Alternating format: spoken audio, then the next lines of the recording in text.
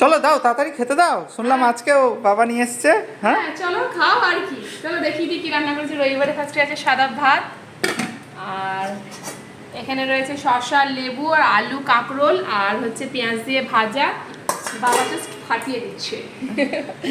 এখানে রয়েছে ইলিশ মাছের তেল, গন্ধে খাওয়া হয়ে যায়। আর এখানে রয়েছে সকালের আলুর তরকারি। পরপর নিয়ে আর আসছে বাবা। হ্যাঁ, আর এখানে রয়েছে কাঁচকলা দিয়ে ইলিশ মাছের মাথা দিয়ে একটা তরকারি। ও, দারুণ মানে লাগে। এই তরকারিটা আমি এই বাড়িতে এসে খাওয়া শিখেছি, দারুণ লাগে আমার। মিষ্টি কুমড়োর থেকে এই তরকারিটা খেতে খুব ভালো লাগে। আঠা আঠা হয়। হ্যাঁ একদমই তাই।